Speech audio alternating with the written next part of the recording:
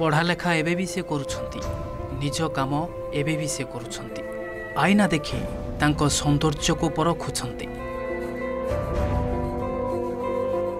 हाँ भगवान गोड़ सिना नहीं गले हेले मनरू आत्मविश्वास तो नहीं नांती से आत्मविश्वास को धरी से घर भितर बुलुछंती गोड़ कटा देह को धरी।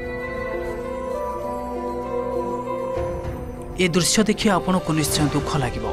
हाँ दर्शक बंधु सब दुख जेमिति एठी यांकरी भाग्य रे लेखा हेछि नहले जन्म परठू बापा को हराई संघर्ष करिथिबा जणे पुओ जेतेबेले रोजगार करबा को बाहरिछि सेतेबेले से दिव्यांग होई घर को फेरी न थांता। से दिन थिला 2017 डिसेंबर 11 माने सोमवार 3:30 रे आमे बरमपुर अभिमुखे जाउते समय रे काट पाखरे माने बस दुर्घटना रे बस लेक माने कटि जाइतिला। सेटु आमे संगे संगे जेतो एक्सीडेंट होला सेटु आमे संगे संगे अमने हॉस्पिटल गलु। सेठी आईसीयू रे 8 दिन रहबा पर फास्ट गोटे गोड़ कटिला तापर 3-4 दिन पर आ गोटे गोड़ साने काटि गेले।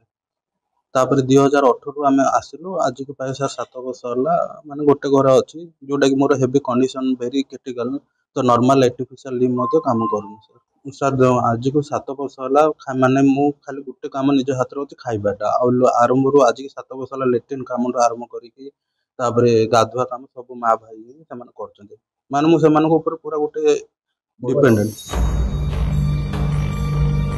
गंजाम जिला भंजनगर ब्लॉक जिलुंडी गाँव शिवराम जेना पिलादिनरू बापा को हराइथिबा शिवराम बहु कष्टरे इंजीनियरिंग पाठपढ़ा शेष कले।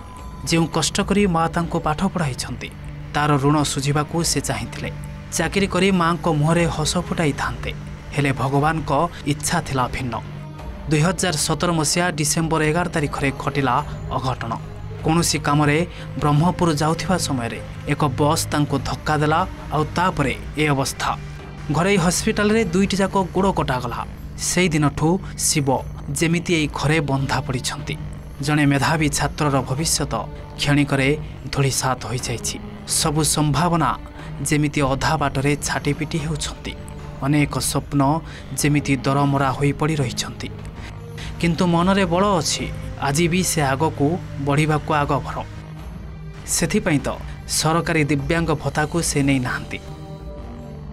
मोर क्वालिफिकेशन थिला डिप्लोमा इलेक्ट्रिकल सर आगो को मु चाहूते मु निजे केमिति साधन भाबे निज काम करबी जेमिति भिन्न कर्म रही अन्य ऊपर डिपेंडेंट हे चलेउ निज वर्क निज कंप्लीट करबी निजे माने स्वावलंबी हेबी। तो सरकार परिवर्तन होला सेतिपई मु सार को निकर अनुरोध करछि कि सार जदि चाहेबे ताहले मते माने गोटे भलो कृत्रिम गोटे गोड़ देबे आ कोनोसी गोटे छोट कोनोसी मु जो इंडिपेंडेंट पेरिया कोनोसी गोटे जॉब हेले भी मु आर उपकृत होई से पिला भी जने मेधावी छात्र से डिप्लोमा करिछि तो तार हम एतिक निवेदन करूछु सरकार को तो तार आर्टिफिशियल लेग व्यवस्था करले तार थैथान व्यवस्था करले हम सर गवर्नमेंट पाकर चुरो करते जदि सरकार को तरफ जदि किसी साहाय्य मिलता ता चाकरी फाकरी कौन तार क्वालिफिकेशन अनुसार चाकरी फाकरी भी मिलता सी ताले सी तार लाइफ रे पूरा आ तो जहाँ बे दिन हेलानी जहाँ हेलानी हेलानी और जदि आगो को जदि चाकरी मिल जिवो सी तार निज ये चली परिबो। कृत्रिम गोड़ लगाइले एवं चाकरी मिलिले शिवंक जीवन हुए तो स्वाभाविक हो पारंता तेबे हेबो केमिति आमे एने भंजनगर उपजिलापाल को भेटिथिलु शिवंकु सहायता नहीं सहयोग चाहिथिलु से कहिसंती सब प्रकार व्यवस्था करा जिवो। फर्स्ट पुलिस को इंस्ट्रक्शन देबे से डिटेल इंक्वायरी करि देबे जोठी हम आर्टिफिशियल लिम होची जति प्रॉपर्ली से फिट हो आमे से अंजे देखिबो तापर मेडिकल टीम इंक्वायरी करिवे तार रिगार्डिंग जो चाकरी पे कहते से तो जहाँ आम पीडब्ल्यूडी स्कीम जे अच्छे गवर्नमेंट स्कीम से जे हम ता सहित से जो इंटरेस्टेड अच्छा आम डीआरआई रे सब्सिडी लोन भी दे पारू से जमी आत्मनिर्भरशील हो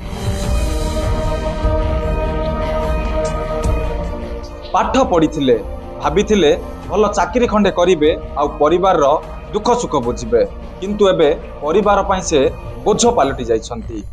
सरकार बदलिला नुआ सरकार आसिला गरीबर दुख बुझे यह आशा रखी से सरकार पाखे निवेदन करिसंती तांकु कृत्रिम गोड़ देवा सहित गोटे चाकरी खंडे जदि मिल जाता तेबे तांकर जीवनटी अति खुशी कटि पारथांता बोली आशा रखिसंती।